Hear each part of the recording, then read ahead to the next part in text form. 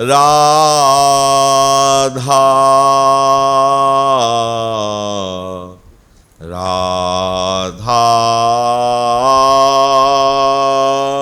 श्री राधा राधा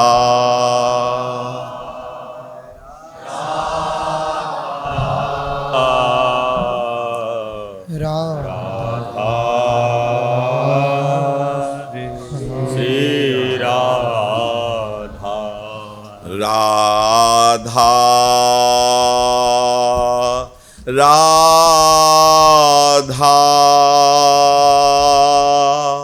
राधा श्री राधा राधा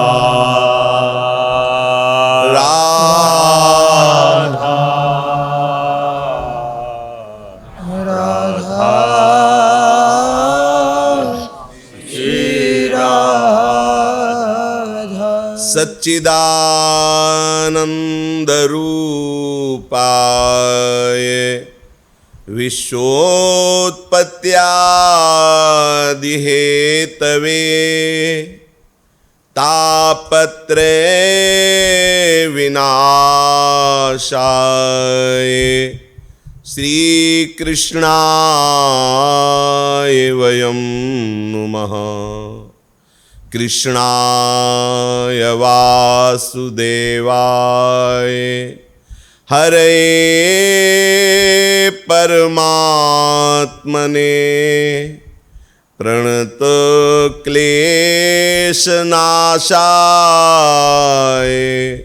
गोविन्दाय नमो नमः।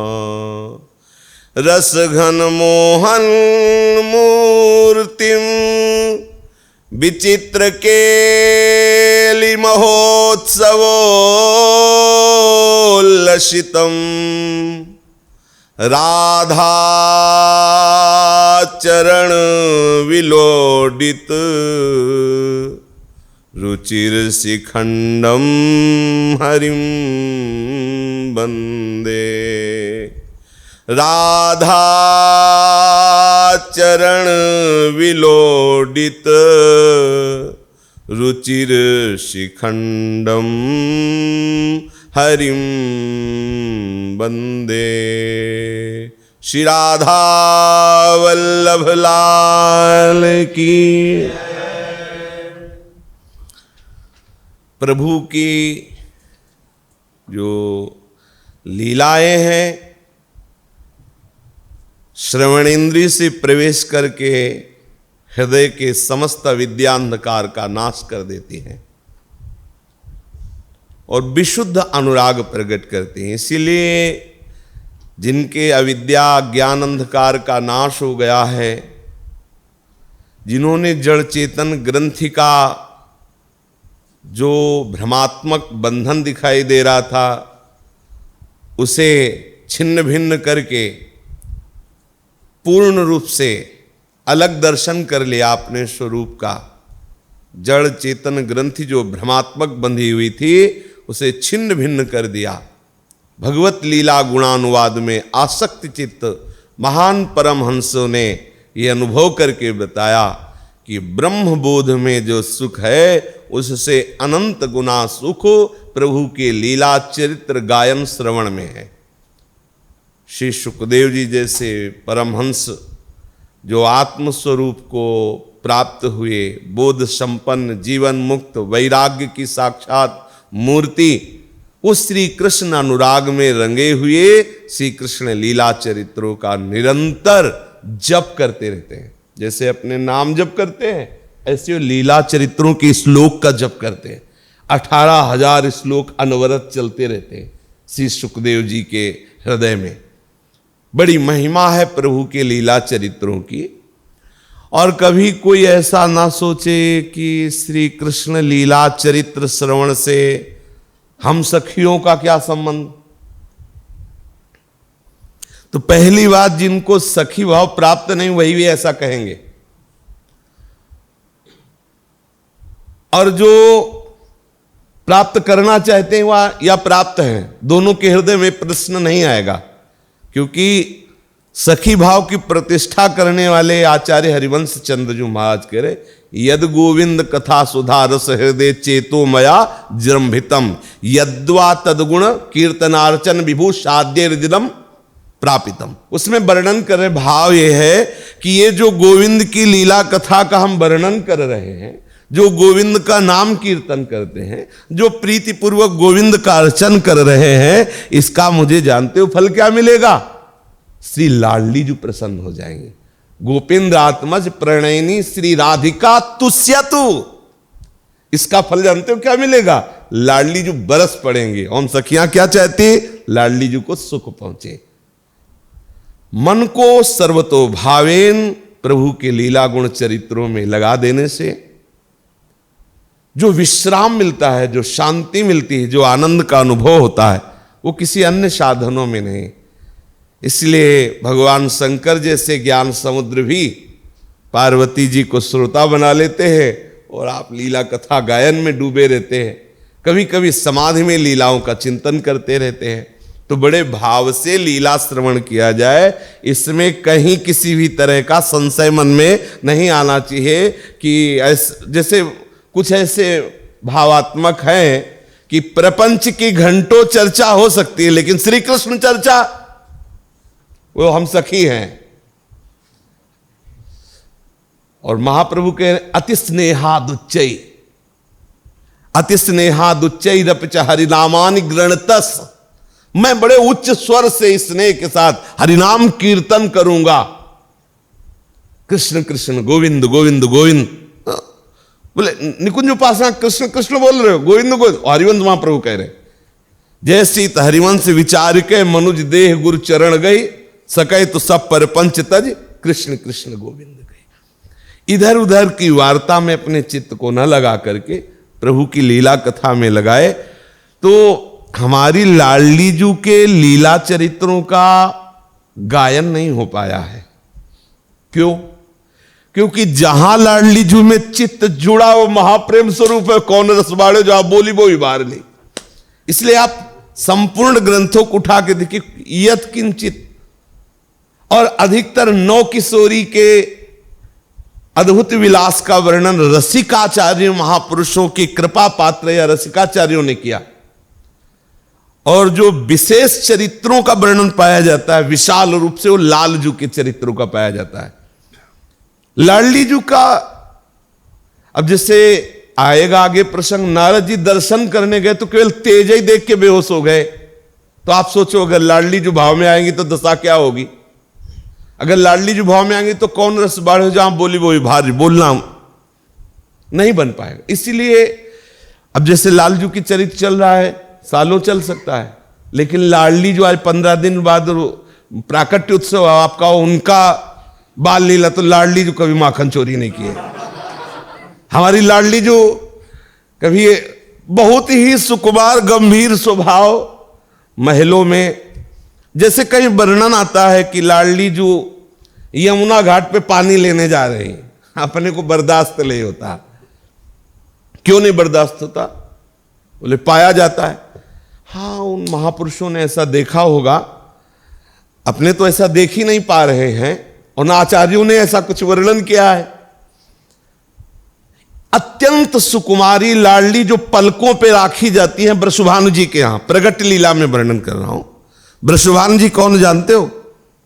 नंद भी जाके ढोक लगाते हैं वृषभानु जी को। नंद जी स्वयं, गोपराज नंद स्वयं वृषभानु जी के यहां ढोक लगाते हैं जाकर के। उन वृषभानु की लाडली को जल लेने जाना पड़ेगा। अष्ट प्रधान सखियां जैसे श्री अवतरित होती वैसे सखियां प्रकट हो जाती है और बहुत सी दास दासियां सब सेवा में निरंतर। तो हमारे लालजू का चरित्र श्रवण ही लाडली जू से प्रीति प्रदान करता है। लाल रंगीलो गाइए ताते प्रीति रंगीली पाइए। प्रसंग चल रहा है कि कंस ने वसुदेव देवकी के चरण पकड़ करके उनको मना लिया और उसको यह पता चल गया कि देवताओं की वाणी झूठ हो गई।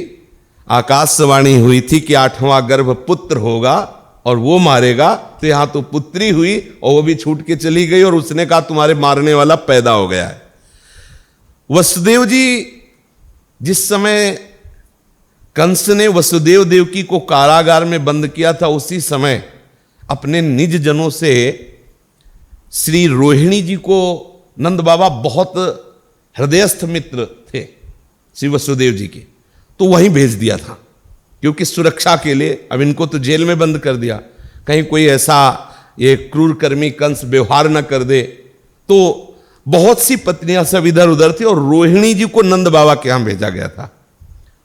जब आद्य शक्ति अंबा को आदेश किया था प्रभु श्री कृष्ण ने कि गर्भ का कर्षण करके और रोहिणी के गर्भ में स्थापित कर दो, मैं स्वयं ज्ञान बल के साथ देवकी के गर्भ से प्रकट हो रहा हूं। जिस दिन गर्भ कर्षण हुआ था उसी के पांचवें दिन रोहिणी जी को अनंत अवतार भगवान शेष जी का प्राकट्य उत्सव देखने को मिला। प्रभु गर्भ में वास नहीं करते हैं, प्रभु प्रकट होते हैं।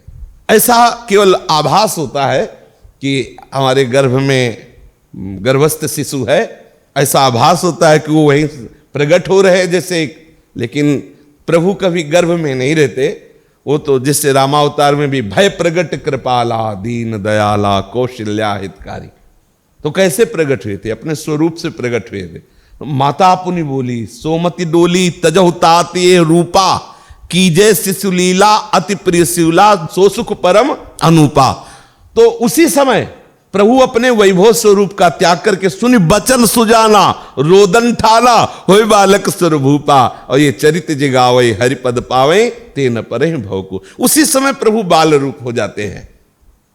तो रोहिणी जी के गर्भ से शेषावतार भगवान अनंत महिमा युक्त श्री महाभागवत बलराम जी का प्रादुर्भाव हुआ 1 वर्ष पहले। भादो मास शुक्ल पक्ष षष्ठी तिथि स्वाति नक्षत्र बुधवार दिन के 12 बजे तुला लगन में रोहिणी जी के गर्भ से भगवान बलराम जी का प्रादुर्भाव हुआ। पर यह सुख भी वसुदेव जी न सुन पाए न देख पाए क्योंकि जेल में है ना।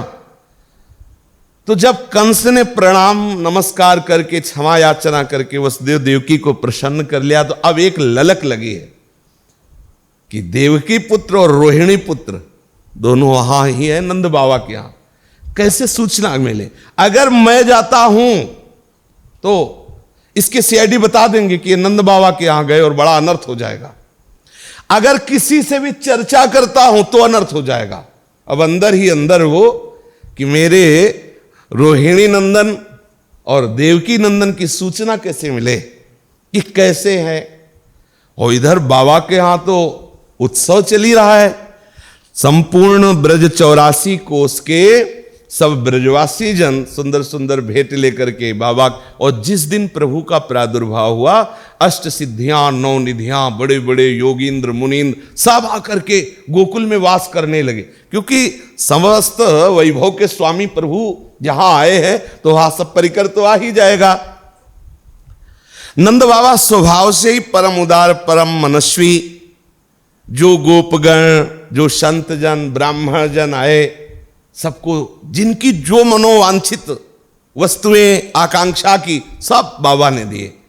गर्ग संहिता में तो ऐसा वर्णन है कि कुछ भिखारी लोग जो बाबा के यहां से जा रहे थे तो उनमें परिचय वाले थे उनके रास्ते में, तो उन्होंने देखा और उनका महाराज मेरे को भी कुछ मिल जाए। जब गौर से देखा तो बोले तो हमारी ही पंगति के हैं। तब कहे तो राजे महाराजे के ठाठ बाट से जा रहे, तो बोले नंद बाबा ने बधाई में दिया है। गर्ग संहिता में वर्णन आया है कि भिखारियों को इतनी बधाई मिली मानो कोई चक्रवर्ती राजा हो। इतना जहां वैभव संपन्न प्रभु पधार रहे हैं, आश्चर्यमय है प्रभु, सर्वाश्चर्यमय है, अनंत आश्चर्यमय है। मतलब किसी की सामर्थ्य नहीं है कि प्रभु की कोई था पाले कि प्रभु है क्या। वेद भी नेति नेति करके वर्णन करते हैं। तो बाबा के यहां रिद्धियां सिद्धियां मूर्तिमान होके थी। अगर वो 100 किलो स्वर्ण दान कर रहे तो 1000 किलो आ गया है। अगर लाखों रत्न दान कर रहे हैं तो करोड़ों तैयार हो गए, वहां लाना नहीं है, भंडार दुगुना चौगुना भर रहा है, क्योंकि प्रभु विराज और बाबा लुटाए जा रहे हैं। कितना आनंद वर्धन, खूब आभूषण वस्त्र और भोग सामग्रियां गौवे ये लाला के प्राकट्य उत्सव में नंद बाबा ने दान की। सूत मागध बंदीजन नृत्यवादी आदि विद्याओं से अपना जीवन निर्वाह करने वाले और दूसरे गुणीजन भी बाबा के यहां मुंह मांगी वस्तुएं पा रहे थे। जो बड़े बड़े परमहंस ऋषि जन थे वो भी आ रहे थे कि बाबा आज मुंह मांगी वस्तु दे रहे हैं। तो वो सब क्या मुंह मांगी वस्तु पा रहे थे? श्री कृष्ण चरणारविंद की रति, क्योंकि बाबा बाप हैं श्री कृष्ण, क्यों दे सकते हैं जाओ तुम्हें कृष्ण प्रेम प्राप्त। उनके आंगन में इतनी सामर्थ्य कृष्ण प्रेम प्रदान करने की, नंद यशोदा के आंगन में इतनी सामर्थ्य है। जैसे अपने लोग मंदिर में जाके माथा अर्पित करते हैं, प्रणाम करते हैं, वहां की रज लगाते हैं, ऐसे ब्रह्मा शंकर सनकादि नंद बाबा की डेहरी की पूजा करते हैं, नंद बाबा के आंगन की रज लगाते हैं, नंद बाबा के आंगन में लौटते हैं। क्यों? क्योंकि अखिल सौंदर्य माधुर्य निधि प्रभु वहां प्रकट हुए हैं और वहां के लौटने से, वहां की रज लगने से, वहां प्रणाम करने से श्री कृष्ण प्रेम की प्राप्ति होती है। कहां? यहीं जहां अपने लोग बैठे हैं। ये ब्रज 84, देखो कितने बड़े भाग्य, ये ब्रज 84 कोस हमारा घर है, हम ब्रजवासी, हम वृंदावनवासी हैं। ये सब करने में उनका उद्देश्य था कि सब प्रसन्न हो और हमारे लाला को आशीर्वाद दे कि लाला को कोई विघ्न बाधा न सताए। नंद बाबा ये सब दान पुण्य कर रहे थे, उसका उद्देश्य था कि भगवान प्रसन्न हो और ये सब ऋषि मुनि ब्रजवासी प्रसन्न हो, सब आशीर्वाद दे, हमारे लाला को किसी की नजर भी न लगे, कोई संकट न छू जाए। रोहिणी जी तो दिव्य वस्त्र माला आभूषण धारण करके गृह स्वामिनी की तरह आने जाने वाली स्त्रियों का खूब स्वागत सत्कार मधुर वचन आवाभगत कर रही थी। समस्त रिद्धियां सिद्धियां बाबा के आंगन में अटखेलियां कर रही थी। मूर्तिमान सौंदर्य स्त्री रूप धारण करके रिद्धियां सिद्धियां निधियां वहां सेवा में थी, क्योंकि भगवान श्री कृष्ण जहां विराजमान है वहां तो लक्ष्मी जी समस्त वैभव संपन्न दासियों के साथ सेवा में लगी है। कई दिन तक उत्सव चला। लाला के लिए विश्वकर्मा ने स्वयं पालने की रचना की, क्योंकि प्रभु के लिए जो पालना होगा साधारण बढ़ई थोड़ी रचेगा। विश्वकर्मा सूतहार रच्यो काम हुए सुनार, मणिगन लागे अपार काज महर छैया, आनि धर्यो नंद द्वार अति ही सुंदर सुधार, ब्रजवधु कहे बार बार धन्य रे गढ़ैया। विश्वकर्मा सूतहार रच्यो काम हुए सुनार, मणिगन लागे अपार काज महर छैया, आनि धर्यो नंद द्वार अति सुंदर सुधार, व्रजवधु कहे बार बार धन्य रे गढ़ैया। स्वयं विश्वकर्मा जी ने सुंदर पालने की रचना की और मूर्तिमान कामदेव श्रृंगार किया उस पालने का। सुंदर सुंदर मणियों से सजाया गया दिव्य सुगंधित चंदन की लकड़ी का पालना, सुंदर सुंदर स्वर्ण के ऐसे सूत स्वर्ण की मणियां और भी रत्न की मणियों से इतना सुंदर पालने का श्रृंगार हुआ कि जो भी ब्रजवासी ब्रजवधु देखती बोले धन्य है किसकी? उसकी जिसने ऐसे पालने को रचा है। विश्वकर्मा जी समस्त निर्माण कला के मुखिया हैं, उन्होंने पूरी चतुराई लगा करके वो पालने की रचना की जिसमें नंदलाला झूलेंगे।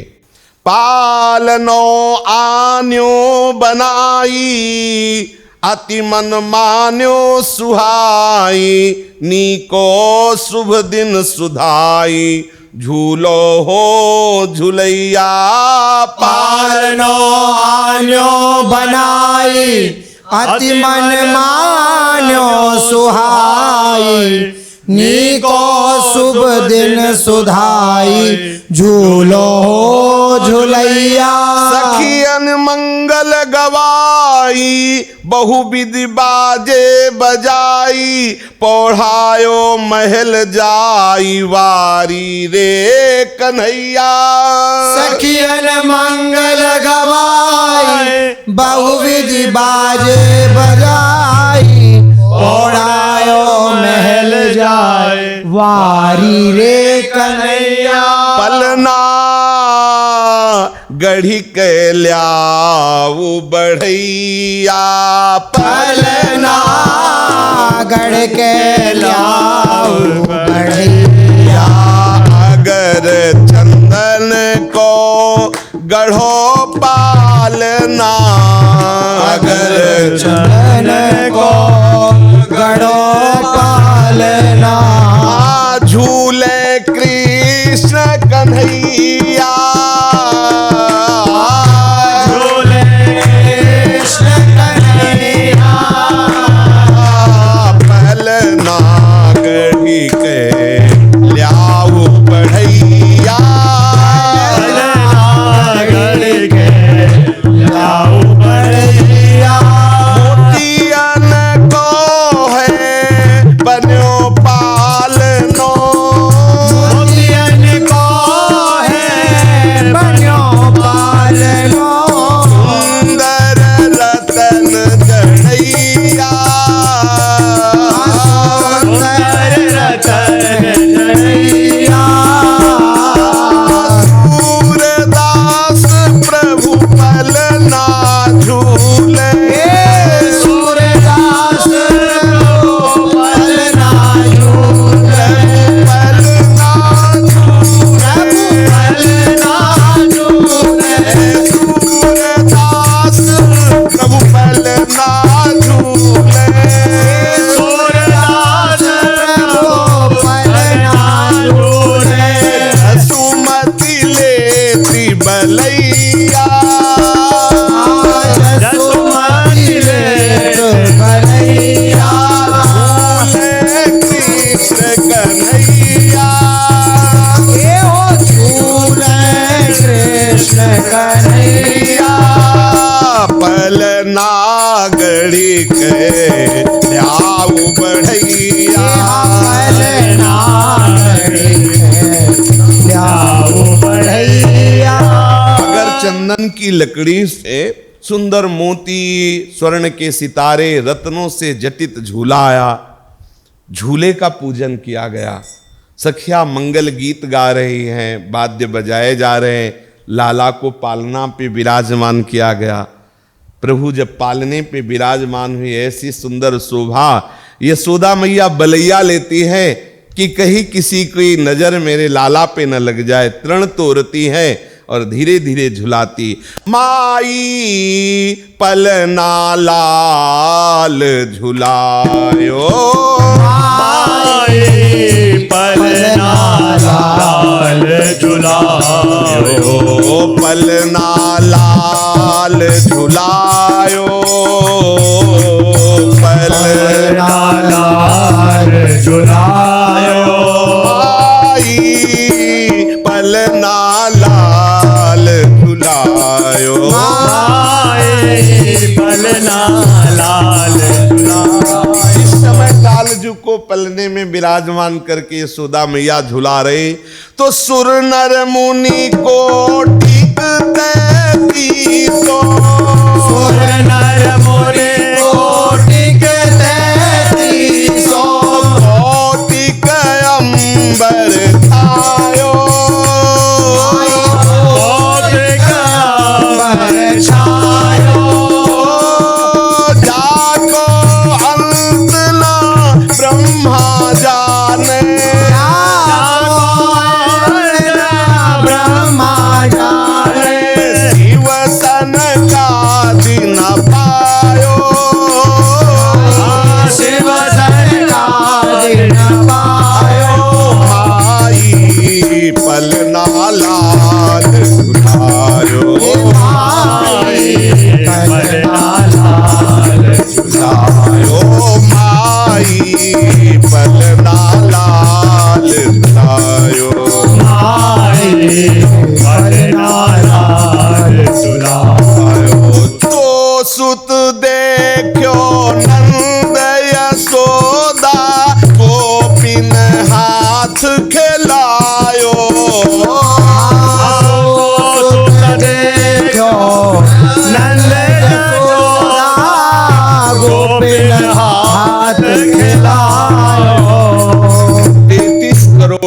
देवता, बड़े बड़े ऋषि मुनि, कुछ तो गुप्त रूप से आकाश में देख रहे हैं, कुछ वेश बदल कर गोप वेश में, नरवेश में आकर के बाबा के यहाँ दर्शन कर रहे हैं, पालने में बाल गोविंद के, जिनका अंत ब्रह्मा भी नहीं पार पाए, शिव शनकादि भी जिनकी अगाध असीम महिमा का पार नहीं पा पाए। ब्रजवासी जन आते हैं, छूते हैं लाला को, लाला का स्पर्श प्राप्त करते, दर्शन प्राप्त करते हैं, और लाला भी आनंदित हो रहे। छोटे से बाल गोविंद नाचने लगते हैं जब ब्रजवासी छूते ना, किलकारी करते हैं।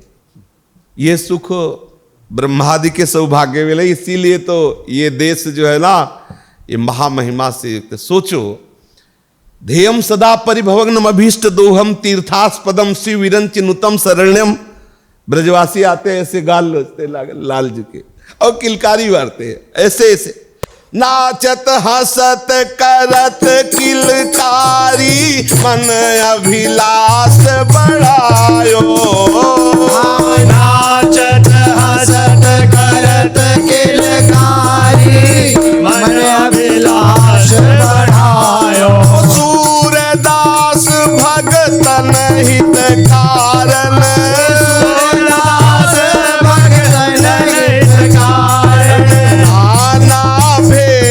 बनायो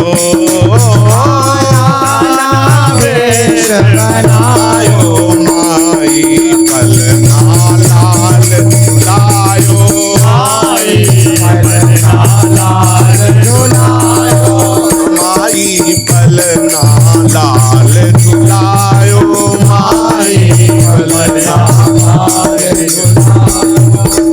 जो भी लाला के दर्शन करने आता है, क्योंकि लाला आनंद है ना, मूर्तिमान आनंद, तो आनंद में नाचने गाने का मन होता है, सब नाचने लगते हो। ब्रजों का नृत्य त्रिभुवन से निराला है।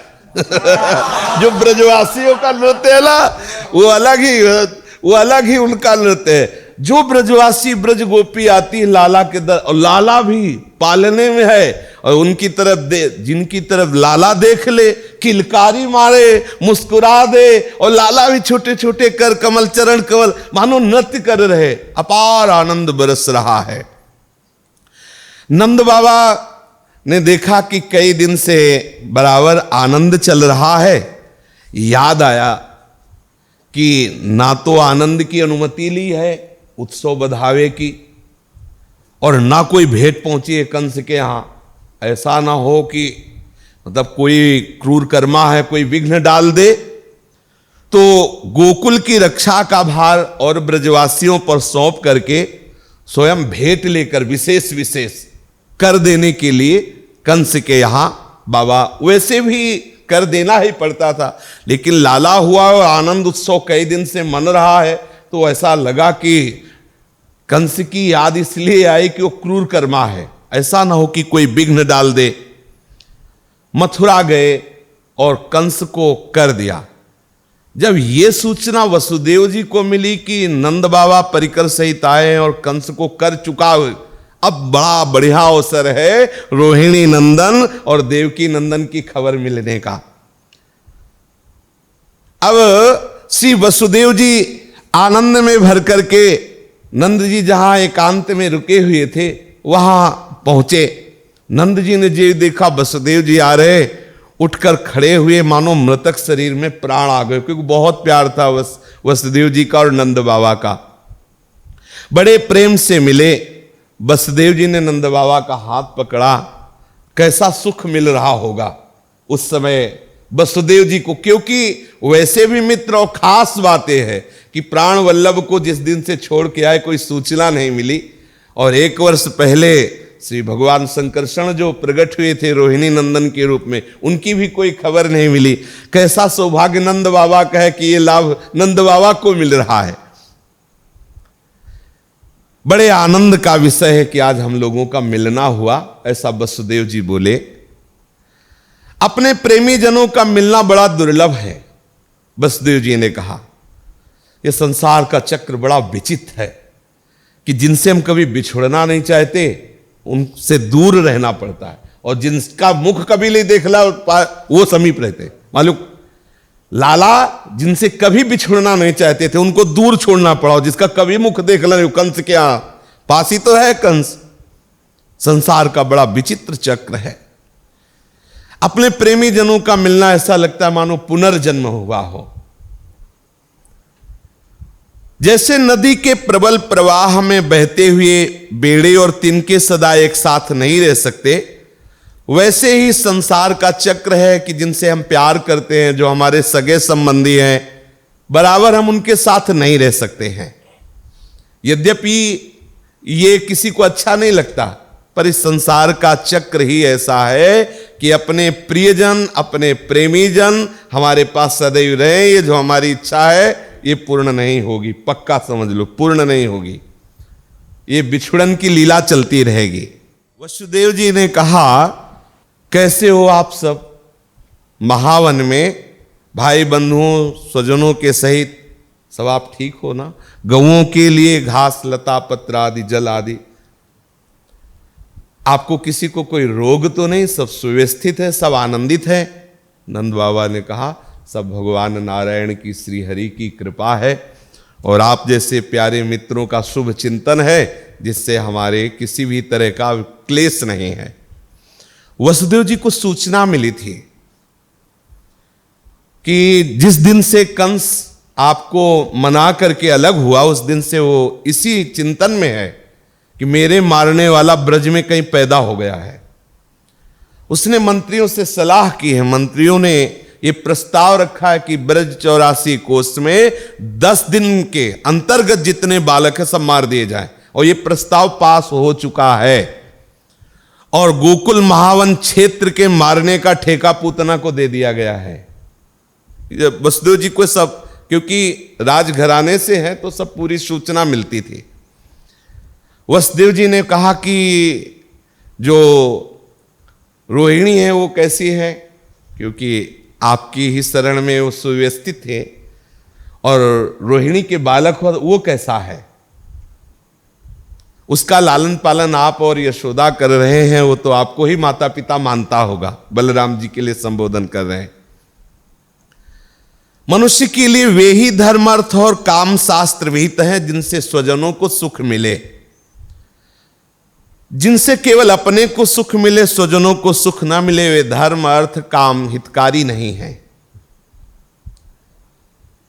नंद बाबा ने कहा, भाई वसुदेव जी, कंस ने देवकी के गर्भ से उत्पन्न तुम्हारे कई पुत्र मार डाले। अंत में एक सबसे छोटी कन्या बच रही थी, वो भी स्वर्ग सिधार गई। इसमें संदेह नहीं कि प्राणियों का सुख दुख भाग्य पर अवलंबित है। भाग्य ही प्राणी का एकमात्र आश्रय है। जो जान लेता है कि जीवन के सुख दुख का कारण भाग्य है, वो सुख दुख के प्राप्त होने पर मोहित नहीं होता। सुख दुख प्राप्त होगा ही, क्योंकि ये संसार का क्षेत्र ऐसा है। पुण्य जब संयोग करेंगे तो सुखद अनुकूलता रचेंगे, और जब पाप का फल आएगा तो दुखद प्रतिकूलता रचेंगे। लेकिन जो विवेकवान होते हैं, भजन करने वाले होते हैं, वो पाप पुण्य के आए हुए अनुकूल प्रतिकूल सुख दुख व्यवहार को नहीं भोगते। जैसे हमारे सामने कोई वस्तु आ जाती है तो वो प्रारब्ध है, लेकिन उसका भोगना ना भोगना ये बुद्धि की बात है, प्रारब्ध की बात नहीं है। ऐसे ही हमारे शरीर में दुख सुख आया, हम उस दुख सुख के भोक्ता ना बने। हमारा मन प्रभु के चिंतन में यदि लगा रहे तो दुख सुख का प्रभाव नहीं पड़ेगा। श्री नंद बाबा ने वसुदेव जी से कहा कि जो विवेकी जन हैं वो सुख दुख आने पर प्रभावित नहीं होते, उस सुख दुख से मोहित नहीं होते। वसुदेव जी ने कहा कि बड़े भाग्य की बात है कि इस अवस्था में आपके लाला हुआ, कैसा है? नंद बाबा ने कहा, श्री नारायण की बड़ी कृपा है, हरि की बड़ी कृपा है। वसुदेव जी को बोला नहीं गया कि अब कैसे बोले, क्योंकि वो लेके गए थे, विराजमान करके आए हैं, तो हृदय विकल हो गया उसे ध्यान में। कितने बड़े भाग्य नंद बाबा यशोदा मैया के हैं, जिसके लिए वसुदेव जी तरस रहे हैं। तप किया है इन्हीं के लिए, लेकिन तरस रहे हैं वसुदेव देव की, और ठाकुर बरस रहे नंद यशोदा पर। वसुदेव जी ने कहा कि मेरे हृदय में बड़ी हलचल हो रही है। नंद बाबा ने कहा क्या? बोले अब आपको यहां ठहरना नहीं चाहिए, क्योंकि कंस बड़ा दुष्ट विचार का है और मुझे ऐसा आभास हो रहा है कि गोकुल में कोई न कोई उत्पात होने वाला है। और नंद बाबा जानते थे कि वसुदेव जी जो भी चिंतन करते हैं, जो भी बोलते हैं, जो भी चेष्टा करते हैं, वो सब सत्य होती है और सब भगवत स्वरूप होती है। वसुदेव जी का बोलना, वसुदेव का चिंतन, वसुदेव की कोई भी चेष्टा व्यर्थ नहीं हो सकती। घबरा गए नंद बाबा कि वसुदेव जी कह रहे हैं कि मुझे आभास हो रहा है कि गोकुल में कोई उत्पात हो रहा है। तो नंद बाबा के हृदय में व्याकुलता हुई और वसुदेव जी से अनुमति ली और छकड़ों पर बैल जोड़े और बस बैठ करके गोकुल के लिए, महावन के लिए चल दिए।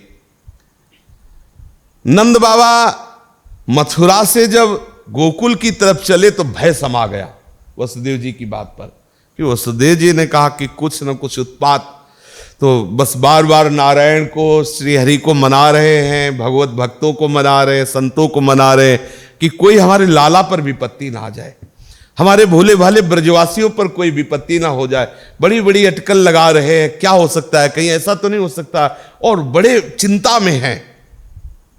बस अंदर से पुकारने लगे, भगवान श्री हरि ही शरणागतों की रक्षा करते हैं, हम उनकी शरण में हैं, भगवान रक्षा करेंगे। मन में ऐसा चिंतन किया। इधर जिसको ठेका मिला था महावन का, अलग अलग था ना, 84 कोष में अलग अलग बालकों को, 10 दिन के बालकों को मारना था, तो महावन का ये ठेका था पूतना को। पूतना नाम की बड़ी ही क्रूर राक्षसी, और उसको कहीं भी हृदय में इतनी भी दया नहीं थी। छोटे छोटे बालकों को मारने का ठेका मिला तो और आनंदित हो गई, क्योंकि कुछ ऐसे कंस की आज्ञा से वो नगर ग्राम हीरों की बस्तियों में बच्चे मारने का ठेका लेकर मारने के लिए चली। तो भगवान बड़े करुणा में उन्होंने सोचा हमारे भोले वाले ब्रजवासियों को अगर मारते मारते यहां आएगी तो कितनों को मार डालेगी।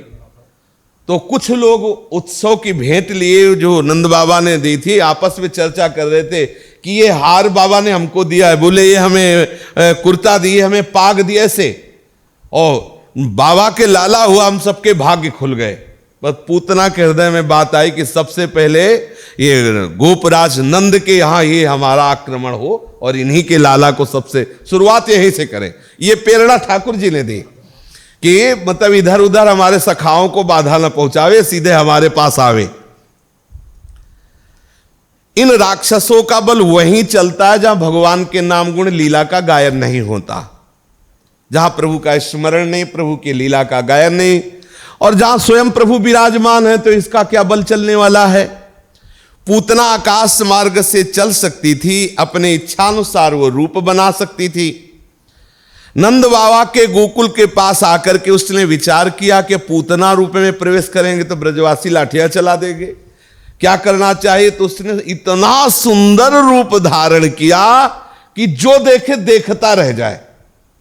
रूप सुंदर, उसके ऐसे कमर तक चोटी, बेणी सुगंधित फूलों से गुथी हुई, बीच बीच में फूल गिरते जा रहे हैं, बड़े ही आकर्षणकारी सुंदर वस्त्र धारण किए, बड़े ही सुंदर कर्णफूल जो कपोल पर हिलक रहे, लटें लटक रही हैं, और नितंब और वक्षा स्थल, कमर देखते ही बनती सुंदर, पतली कमर, ऐसा सब सुंदर जो होना चाहिए। और मंद मुस्कुराती ब्रजवासियों की तरफ, भोले भाले ब्रजवासी देखते हुए कटाक्ष करते हुए, किसी की हिम्मत न हुई कि कोई पूछ सके। ब्रजवासियों का चित्त अपने कटाक्ष से चुराती हुई आगे बढ़ रही थी। वल्ग स्मिता पांग विसर्ग वीक्षितैर मनोहरंतीं बनितां ब्रजौकशाम अमंसतां भोज करेण रूपिणीं गोप्यः श्रियं द्रष्टुमिवागतां पतिं। स्त्री सुंदर हो तो पुरुष को आकर्षित कर सकती, लेकिन स्त्रियों को नहीं। लेकिन यहां इसने ऐसा सुंदर रूप धारण किया कि गोपी गोप ग्वाल सब आकर्षित हो रहे, इतनी सुंदर है। कुछ गोपियां तो ऐसा निश्चय मान लिया कि साक्षात श्री हरि प्रिया लक्ष्मी जी पधारी है, नारायण प्रिया लक्ष्मी जी साक्षात पधारी है नंद बाबा के लाला के दर्शन करने के लिए। पूतना तो बालकों के लिए ग्रह के समान थी, वो नंद बाबा के घर में सीधे घुसी और प्रभु को अभी अभी पालने में शयन कराया है मैया ने। भगवान श्री कृष्ण तो कालों के भी महाकाल हैं, जैसे आग राख की ढेरी में अपने को छिपाए हुए है, ऐसे अपने महान प्रचंड बल और तेज को छिपाए हुए अखिल लोकों का स्वामी बालक बना पालने में झूल रहा है। ये बात पूतना को तो पता है नहीं। भगवान श्री कृष्ण चराचर सभी प्राणियों की आत्मा हैं, उनको जानने में देर थोड़ी लगी। भगवान को कोई ध्यान थोड़ी करना पड़ता है। वर्तमान भूत भविष्य हमारे लिए, प्रभु के लिए नहीं। वहां तो सब प्रभु जान गए कि पूतना आई है। भगवान ने पूतना को जे ही देखा तो अपने नेत्र बंद कर लिए। इसलिए प्रभु ने नेत्र बंद कर लिए कि ये पूतना अविद्या है और मेरी दृष्टि जे ही इसकी दृष्टि में मिलेगी अविद्या नष्ट हो जाएगी। इसलिए भगवान सोचे कि ये जो लीला होनी है ये लीला नहीं हो पाएगी, इसलिए नेत्र बंद कर लिए।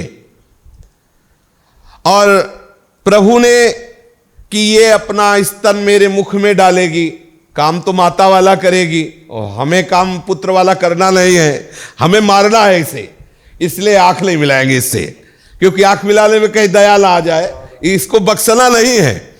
प्रभु ऐसे तो बख्श भी देते, लेकिन उसका ठेका है, अगर यहां से छूटेगी तो और बालकों को मारेगी। और प्रभु की लीला में जो सखाजन प्रकट हुए उनको दुख ना पहुंचे, इसलिए इसको मारना ही निश्चित है। और जिससे मारना है, कहीं दया ना आ जाए, आंख मिलाने पे दया आ सकती है।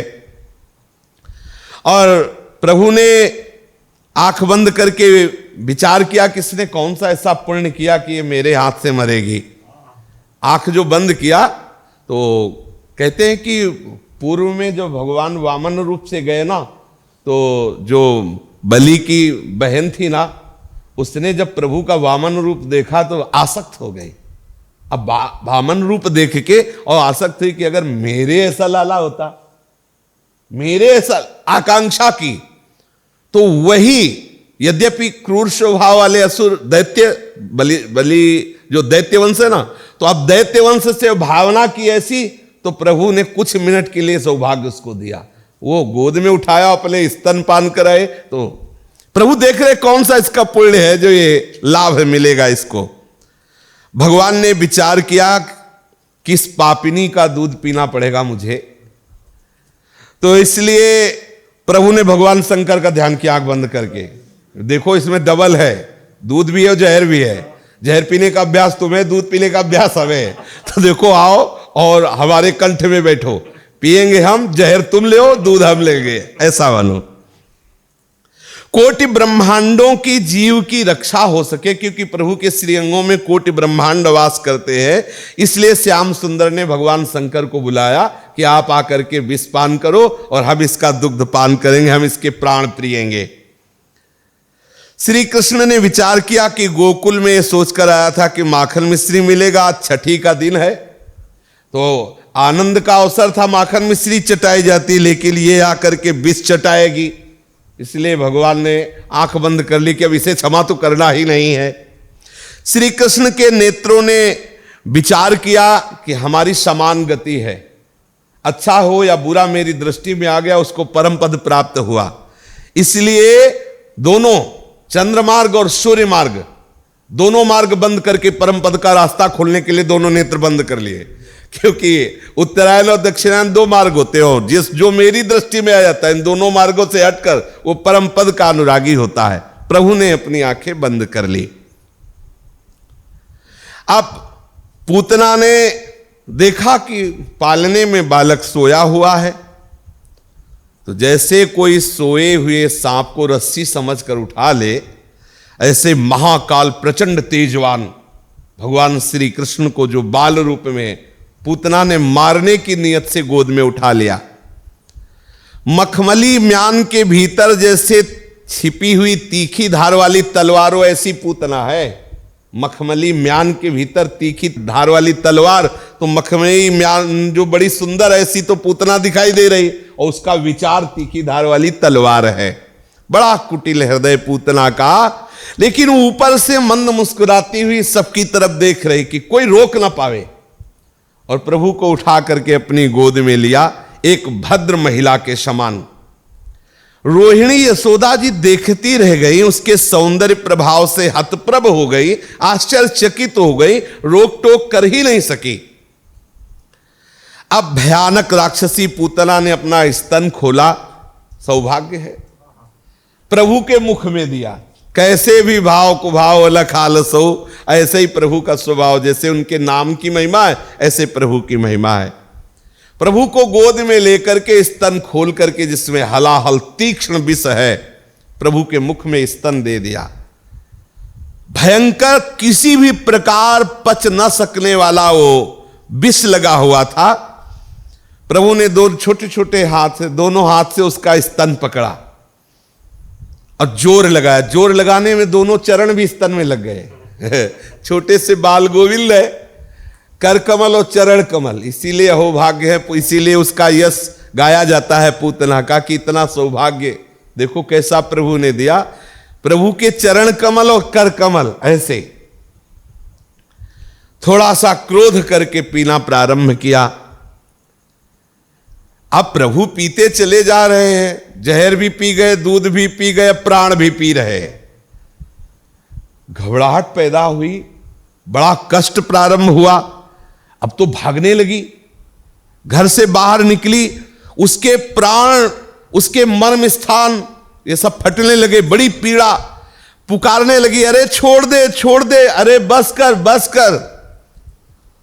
मानो प्रभु कह रहे हो कि हमें पकड़ना आता, छोड़ना नहीं आता।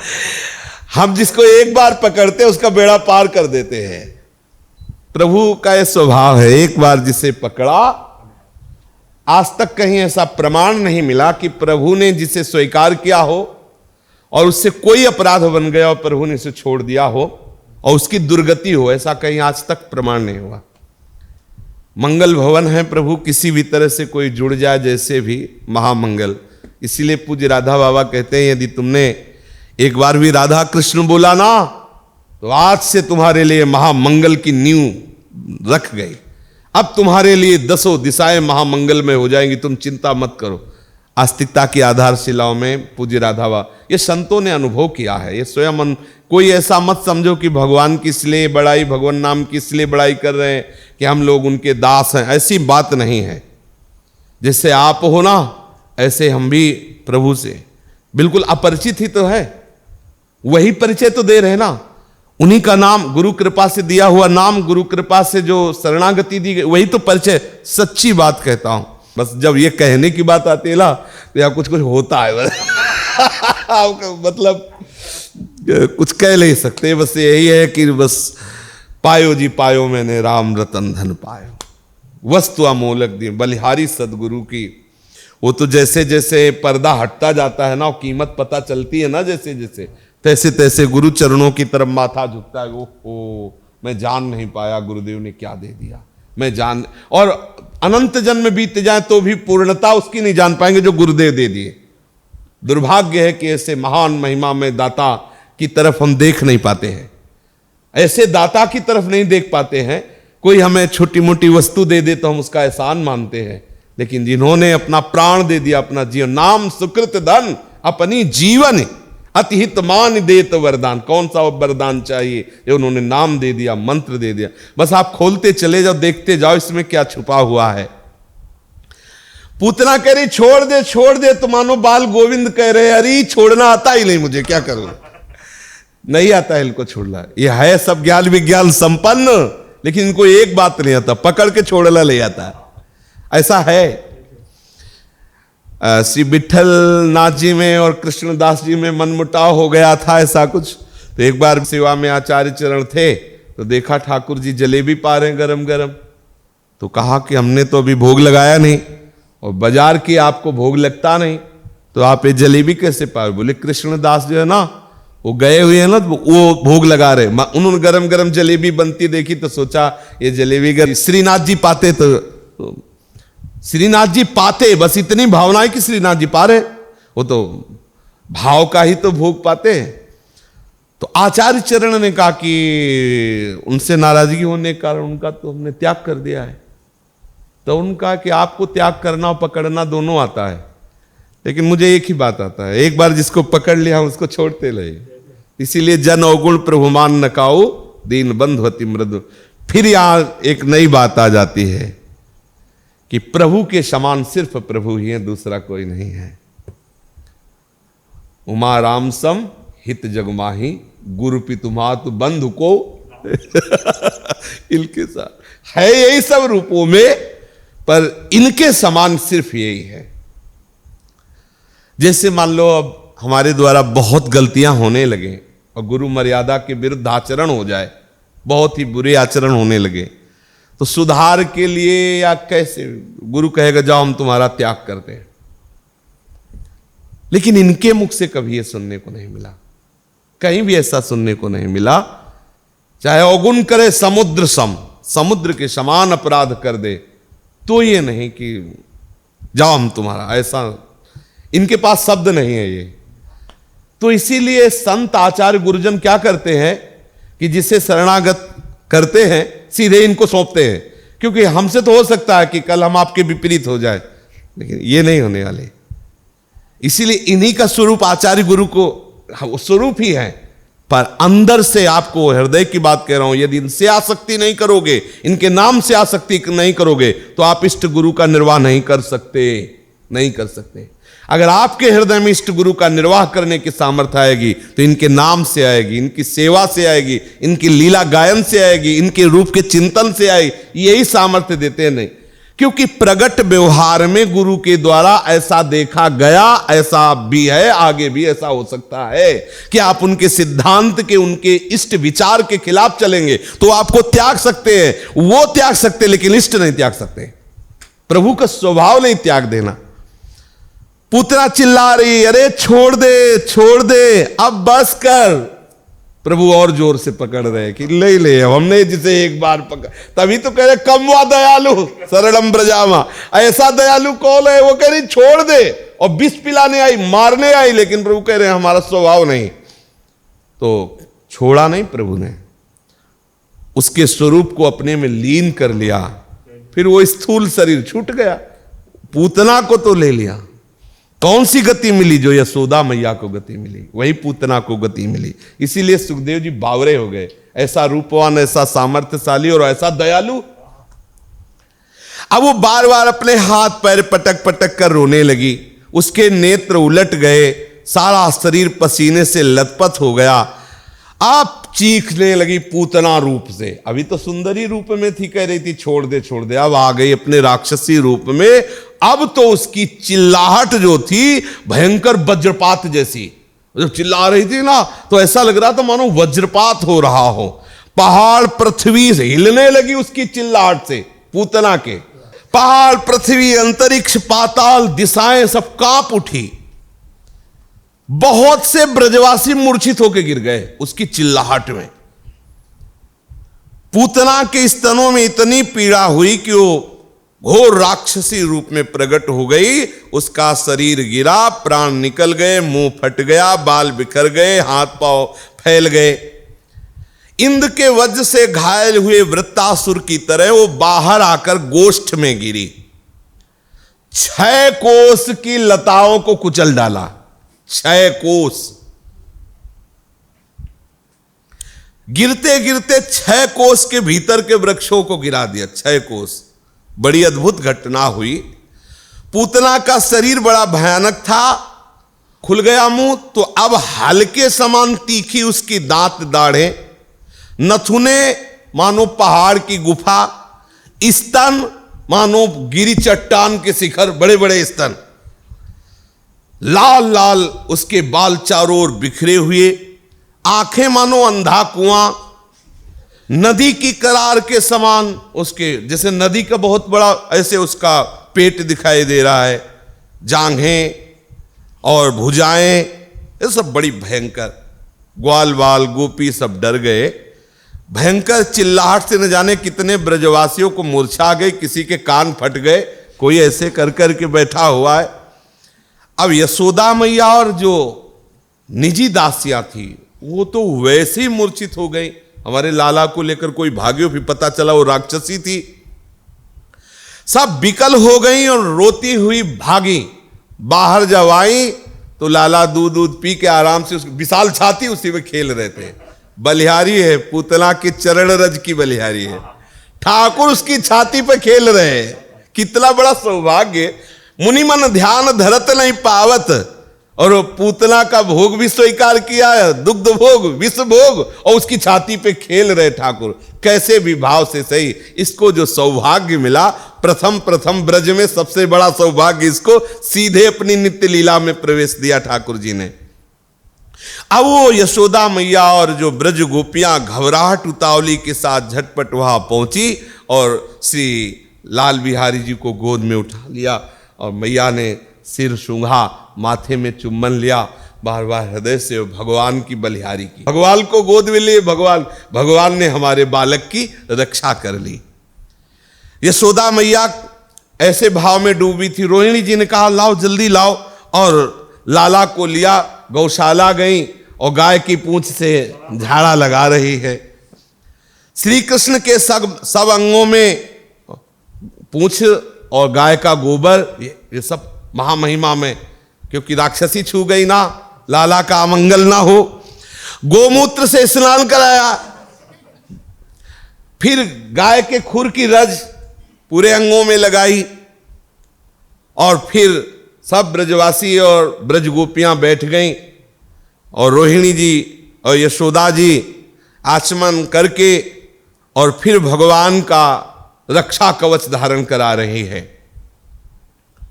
गोप्यः संस्पृष्ट सलिला अंगे सुकरयो पृथक न स्यात्मन्यथ बालस्य बीजन्यासम कुर्वत। अंगन्यास किया, करन्यास किया, बीजन्यास किया, और फिर सब कहने लगी अव्याद ज्रोंघ्रि मणिमास्तव जानवथोरू यज्ञोच्युतः कटितटम जठरम हयास्यः हृतकेशवस् त्वदुरै सैनस्तु कंठम विष्णुर्भुजम मुख मुरुक्रम ईश्वरः कं चक्रग्रतः सह गदो हरिरस्तु पश्चात् त्वत्पार्श्वयोर्धनुरसी मधुहाजनश्च कोणेषु शंख उरुगाय उपरि उपेन्द्रस्तार्क्ष्यः क्षितौ हलधरः पुरुषः समन्तात् इन्द्रियाणि हृषीकेशः प्राणान्नारायणोऽवतु श्वेतदीपपतिश्चित्तं मनो योगेश्वरोऽवतु प्रश्निगर्भस्तु ते बुद्धि मात्मानं भगवान् परः क्रीडन्तं पातु गोविन्दः शयानं पातु माधवः। वो प्रभु को रक्षा कवच धारण करा रही है। अजन्मा भगवान तेरे पैरों की रक्षा करें, मणिमान घुटनों की, यज्ञ पुरुष जांघों की, अच्युत भगवान कमर की, हयग्रीव पेट की, केशव हृदय की, ईश वक्षा स्थल की, सूर्य कंठ की, विष्णु बाहों की, उरुक्रम मुख की, और ईश्वर तेरे सिर की रक्षा करें। चक्रधर भगवान रक्षा के लिए तेरे आगे रहे, और पता नहीं कि यही है। गदाधारी श्री हरि पीछे रक्षा करें। धनुष खड्ग और धारण करने वाले भगवान मधुसूदन और भगवान अजन दोनों बगल में रक्षा करें। शंखधारी उरुगाय चारों कोनों में रक्षा करें। उपेंद्र ऊपर, उपेंद्र वामन ऊपर रक्षा करें। हलधर पृथ्वी पर, और भगवान परम पुरुष तेरी सब ओर से रक्षा करें। ऋषिकेश भगवान इंद्रियों की, नारायण भगवान प्राणों की तेरी रक्षा करें। श्वेत द्वीप के अधिपति चित्त की, योगेश्वर भगवान मन की, प्रश्नी गर्भ तेरी बुद्धि की, और परमात्मा भगवान तेरे अहंकार की रक्षा करे। खेलते समय गोविंद भगवान रक्षा करे, सोते समय माधव भगवान रक्षा करे। माधव भगवान सोते समय इससे ये पता चलता है कि भगवान की भी रक्षा भगवान का नाम करता है। तो भगवान के दासों की रक्षा कर ले, कौन से आश्चर्य की बात है। भगवान का नाम भगवान की भी रक्षा करता है।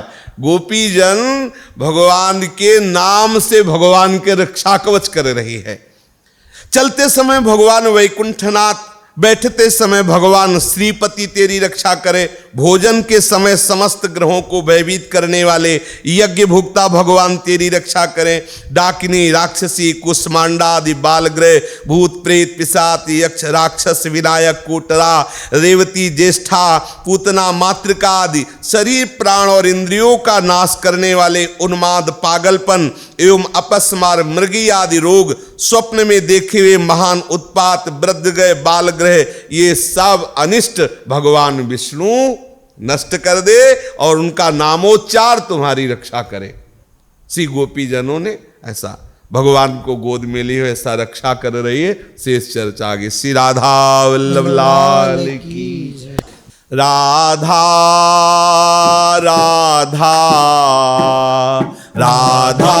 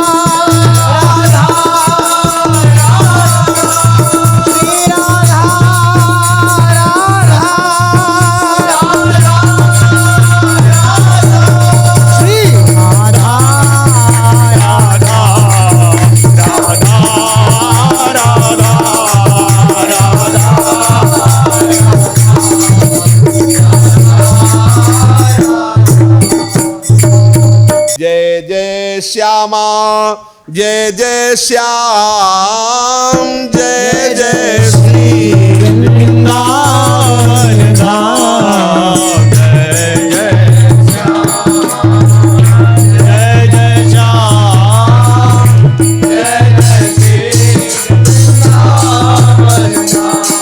हे पावन राधे तेरो नाम, पावन राधे तेरो नाम,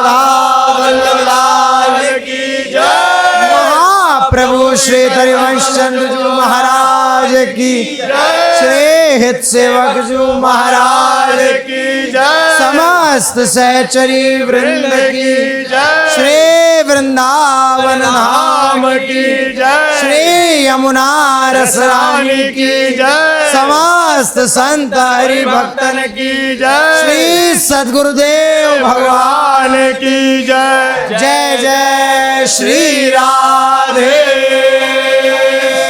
श्याम जय जय श्री राधे